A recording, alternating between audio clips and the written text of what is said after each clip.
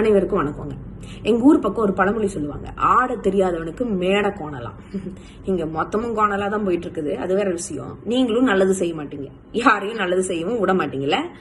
இந்த ஆடு தன்னால கசாப்பு கடையில வந்து மாட்டுன்னு சொல்லுவாங்களா, அந்த சம்பவம் தான் இது. நீங்களும் உண்மையா ஐபிஎஸ் படிச்சிருக்கீங்களா சார்? அந்த நாலேஜ் இருந்தா உங்களுக்கு இது தெரியாதா? நான் பேசிக்கா ஒண்ணு கேக்குறேன். ஒரு திட்டத்தினுடைய பேரை சொன்னாலே அதனுடைய டிஃபரன்சியேஷன் உங்களுக்கு தெரியாது? நீங்க சொல்ற திட்டத்தின் பேரு சிறந்த குடிமகன் அப்படிங்கிற ஒரு திட்டம். நாங்க எங்களுடைய தமிழ்நாடு முதலமைச்சர் அவர்கள் அறிமுகப்படுத்தியிருக்க திட்டம் இன்னுயிர் காப்போங்கிற அந்த திட்டம். இது ரெண்டுக்கும் பேர்லயே வேறுபாடு இருக்கு. அது எப்படி நீங்க பொய்ன்னு சொல்வீங்க? எனக்கு புரியல. நீங்க கொடுத்திருக்க திட்டத்தினால, அதாவது என்ன, ஆக்சிடென்ட் ஆனா யாரு தைரியமா கொண்டு போய் அவங்களை ஹாஸ்பிட்டல் சேர்த்துறாங்களோ அவங்கள பாராட்டி நீங்க 5000 ரூபாய் கொடுப்பீங்க. இது இத்தனை ரூபாய்க்கு எத்தனை பேருக்கு கொடுத்திருக்கீங்கன்னு இங்க யாருக்கும் தெரியாது. ஆனா இந்த இன்னுயிர் காப்போங்கிற திட்டம் சாதாரணமா சும்மா எடுத்து போட்ட திட்டம் கிடையாது. அனைவருக்கும் வணக்கம். நந்தினி அக்கா வணக்கம். ஒரு சில விஷயத்தை வந்து நீங்கள் பேசியிருந்தீங்க. என்னன்னா, மத்திய அரசாங்கம் கொண்டு வந்த சிறந்த குடிமகன் திட்டம் வேற, மாநில அரசாங்கம் அதாவது திராவிட அரசாங்கம் கொண்டு வந்து இன்னுயிர் காப்போம் திட்டம் வேற அப்படின்னு சொன்னீங்க.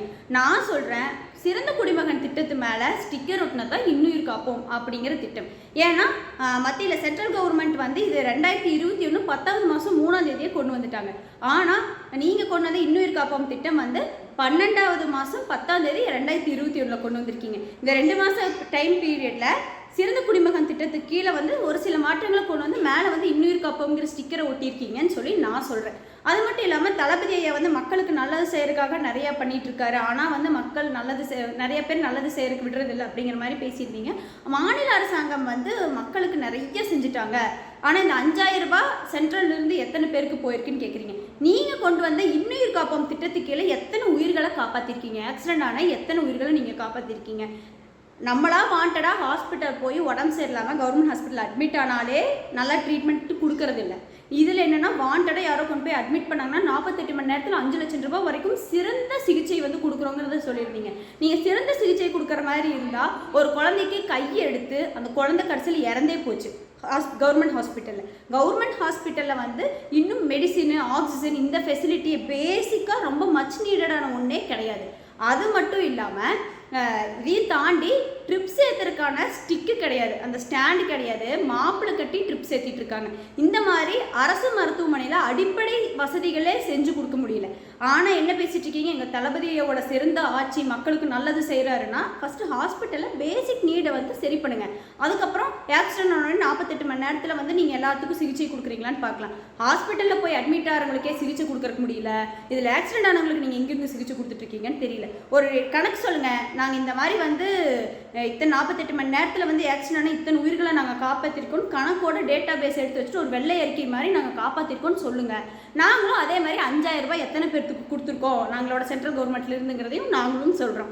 இந்த 2 திட்டமும் ஒன்று தான். அந்த திட்டத்து மேலே ஸ்டிக்கர் ஒட்டினது தான் இன்னுயிர் காப்போம் திட்டம்ங்கிறது என்னோட கருத்து. அது மட்டும் இல்லாமல் ஐபிஎஸ் படிச்சிருக்காரா அப்படின்னு சொல்லி கேட்டிருந்தீங்க. ஐபிஎஸ் படிக்கிறதெல்லாம் இருக்கட்டும், உங்கள் கட்சியில் இருக்கிற நிர்வாகிகளுக்கு மேடையில் பேசுறதுக்கு ஒரு சபை நாகரிகம் இருக்கா? அந்த சபை நாகரிகத்தை போய் ஃபஸ்ட்டு தெரிஞ்சுட்டு வர சொல்லுங்கள். மேடையில் நின்று பெண்களை தரைக்குறைவாக இழிவுபடுத்தி அருவருக்கு தக்க வகையில் வந்து பேசிகிட்டு இருக்கிற உங்களோட கட்சி தலைவர்களும் நிர்வாகிகளும் வச்சுட்டு எங்கள் அண்ணனை வந்து மறுபடியும் போய் ஐபிஎஸ் படிச்சுட்டு வர சொல்லுங்கிற பேச்செல்லாம் நீங்கள் பேசக்கூடாது. அப்புறம் 2வது விஷயம் வந்து மக்களுக்கு நலன் செஞ்சுட்ருக்காரு, மக்கள் எல்லாத்தையும் பார்த்துட்டு இருக்காங்க. 2024 எலெக்ஷனில் வந்து மக்கள் தக்க பதிலடி கொடுப்பாங்கன்னு சொன்னீங்க.